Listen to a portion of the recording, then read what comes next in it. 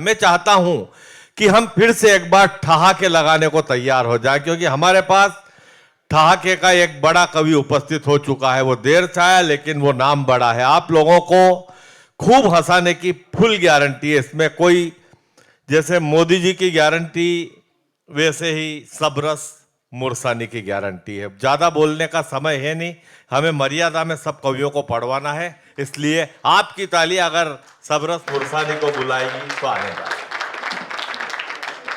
अब क्या आपके कानों में आकर कहूं कि ताली बजाओ?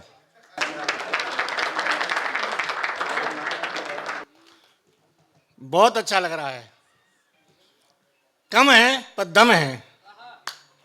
सही में बहुत श्रोता बिखरे पड़े हैं। बिल्कुल ऐसा लग रहा है मुझे तो ये वृंदावन नहीं, पूरा हिंदुस्तान मेरे सामने बैठा हुआ है। ये दूर दूर तक बिखरे हुए लोग, कारगिल की पहाड़ियां जैसे। ये हिंदुस्तान का नक्शा और ये हिंदुस्तान की जनसंख्या और ये लंका के लोग, ये कुंभकर्ण तो चला ही आ रहा है। ये रावण जो संचालन कर रहा है, सीता जी पास में बैठी हुई हैं, घूर रही हैं उसे। मैं विभीषण फंस गया इनके बीच में आकर के। बहुत अच्छा है, होली है पुराण मानो, इसलिए ये पहले बताना था। मफतला जी वहां बैठे हुए हैं। हाँ यार, जैसे ये रावण दरबार यही लगा रहे हो जैसे। मफतलाल जी भी बैठे हैं, और मफतलाल जी अकेले नहीं, भाभी भी बैठी है। तभी मफतला जी बहुत बड़े सेठ हैं, लेकिन उनसे बड़ा उनका पेट है। हाँ भाई, क्या मेरी खींच रहे हो? मैंने तो मैं कह रहा हूँ कैमरा का मुंह इधर कर रखा है इसने, मेरी तरफ कर दो ना। बहुत अच्छा है। खींच गई? चलो थैंक यू, धन्यवाद। अब ये जो मेरी फोटो खींची है ना भाई साहब, ये जो मेरी फोटो खींची है, इसकी एक बड़ी फोटो बनाना, इतनी बड़ी, और अपने बेडरूम में लगाना जाके। क्यों? तुम सारी सारी रात घर से बाहर रहते हो, घर में एक आदमी का रहना बहुत जरूरी है। और मैं तो ये कह रहा हूं कि कैमरा उसके भी पास होगा, वो कोई खास सीन खींच रहा होगा, तुम मेरी फोटो यहां खींच रहे हो, तुम्हारे घर कोई और खींच रहा होगा। अभी मुकेश जी ने बहुत अच्छा गीत सुनाया, और वो कह रहे थे कि मेरी रील पे जो है सैकड़ों बनी है। एक रील मेरी पे उसमें 9 करोड़ बनी है। आया क्या कह भी नहीं सकता हूं। जब वो 1000 बोलते तो मैं करोड़ नहीं बोल सकता। नहीं, मैं सच बताता हूं। और वो कौन सी रील है ये भी बता देता हूं। किस रील पे मेरी जो करोड़ बनी है, देखो। एक दिन एक लड़के से बोला, मास्टर तेरे अंदर हिंदी का बहुत अहंकार है। एक दिन एक लड़के से बोला, मास्टर तेरे अंदर हिंदी का बहुत अहंकार है। राहुल गांधी बनेंगे प्रधानमंत्री देश के, बोल इस वाक्य में कौन सा अलंकार है। राहुल गांधी बनेंगे प्रधानमंत्री देश के, बोल इस वाक्य में कौन सा अलंकार है। लड़का बोला, गुरुजी इतना भी जानो नहीं, जिसने पढ़ाया तुम्हें उसको धिक्कार है।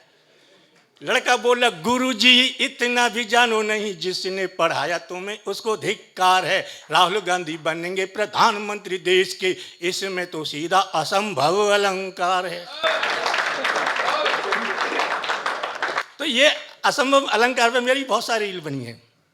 मफतलाल जी वास्तव में ये हिंदी को इतना बढ़ावा दे रहे हैं, अपने क्षेत्र में कोई नहीं दे रहा है।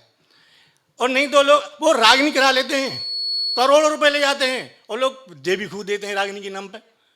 मफतलाल जी जो हैं साहित्यिक कार्यक्रम कराते हैं, सब लोगों के पास जाते हैं, 100 में से 4 लोग कहते हैं हाँ भाई करा लो, बाकी सब, और उन्हें बुला लो। रागनी वालों को टाइम भर भर के जगह नहीं मिलती है, इतनी जगह फैल जाती है। तो इनके सम्मान में एक बार एक जगह ऐसे करा लिया, वो संगीत सम्मेलन, भाई साहब दादा, वो संगीत सम्मेलन करवा लिया, और वहां पर भीड़, गांव वाले सब बैठे, एक सामने बुड्ढा बैठा हुआ, और आते ही आते एक लड़की, 10 साल का लड़का सिगरेट पी रहा मंच पे और फिल्म का गीत गा रहा, जब हम जबा होंगे जाने कहां होंगे। बुड्ढा बोला, तू मरगटे में हो। 10 साल का लड़का सिगरेट पी रहा है। ये हमारी संस्कृति, हमारी सभ्यता, हमारे संस्कार भूल रहे हैं हम लोग। तो बाबा ने उसे बिठा दिया, मैंने बाबा को धन्यवाद दिया। अब वो गया, एक और आई, उसने आते जाते गीत गाया, छज्जे ऊपर बोयो रे बाजरो, खिल गयो फूल चमेली को। बुड्ढा खड़ा होकर बोलो, छोरी तू तो जादूगरनी है रही है। बढ़िया है। बाजरो बोयो, चमेली को फूल खिल गो छज्जे पे, चल मेरे खेत में चल, बैंगन बोएंगे और आलू उगाएंगे वहां के भीतर। अच्छा देखो, मैं भी ताली बजाने के लिए नहीं कहता हूँ किसी से, वास्तव में बहुत दूर से आ रहा हूँ, तो ताली बजाना कभी आएगा, ताली बजाओ भाई। क्यों बजाएं, तुम्हारे नौकर हैं क्या? क्यों बजाएं? कविता अच्छी होगी तो पिटपिटा देंगे, नहीं तो बैठे तो हैं हम। मैंने तो कहना ही छोड़ दिया है। दिल्ली में गया मैंने कहा सभी श्रोता दोनों हाथ ऊपर उठाएं, ताली बजाएं। हजारों श्रोता ने ऊपर हाथ उठाए, 100-200 श्रोताओं यहां से उधड़ गई। तो मैं नहीं कहता क्यों नुकसान कराऊं किसी का। तो मैंने भी एक ताली बजाने का कोड बना रखा है। कोड वर्ड, जैसे मैं ऐसे करूं, समझ लो तुम्हें ताली बजानी है। एक बार रिहर्सल करते जोर से, बस इसी का ध्यान रखना है। अब बाबा ने उसे भगा दिया, वो दोनों को भगा दिया, तो मैंने बाबा को धन्यवाद दिया, बाबा अच्छा किया, नहीं तो ये देश की संस्कृति मिट रही है, हमारा हिंदू धर्म मिट रहा है, क्या हम यही सीखेंगे? अब वो गई, एक और आ गई, और उसने आते आते गीत गाया, बीड़ी जला ले पिया, जिगर में बड़ी आग है। और बुड्ढे की जेब में बीड़ी रखी हुई, इधर माचिस रखी। बुड्ढे ने माचिस फेंक दी कि अब क्या हो, अब तो अपने आप जल जाएगी।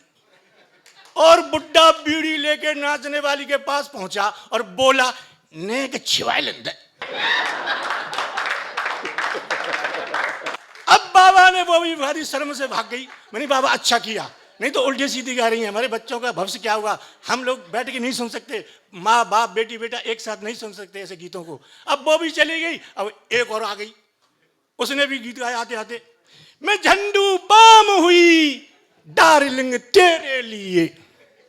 बुड्ढा उठा और नाचने वाले को सूंघने लगा। बोली बुड्ढे क्या कर रहा है? बुड्ढा बोला जुकाम हो गया है, अब झंडू हम सूंघ रहे।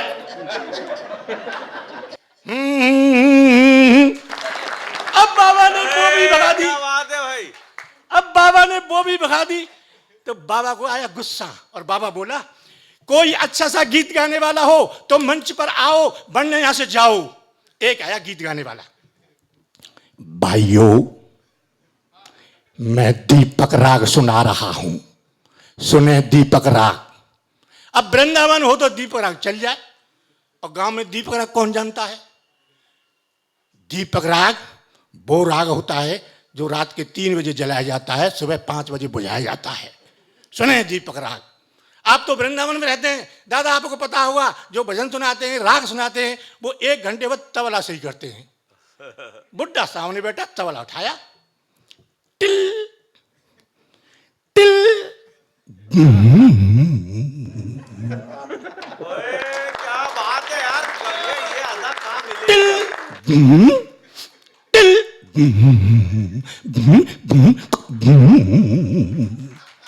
अब आधा घंटा हो गया, उसकी टिल टिल बंद नहीं हुई, और बुड्ढा गुस्से में देख रहा कब शुरू करे, कब शुरू करे। अब वो बाबा की तरफ देखता,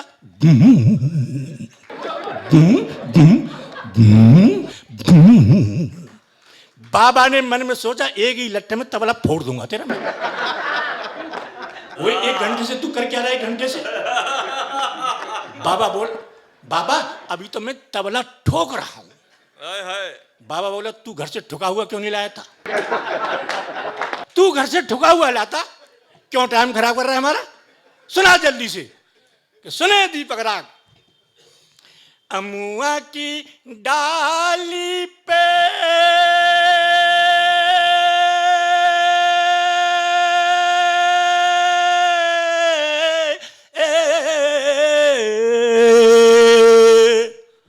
इतनी देर में आदमी छठी का पहुंच गया, और उसकी लाइन बंद नहीं हो रही।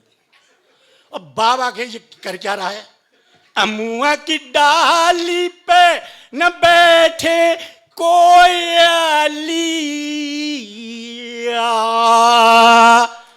अमुआ की डाली पे न बैठे कोयलिया।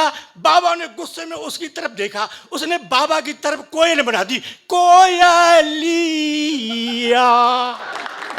कोयलिया। अमुआ की डाली पे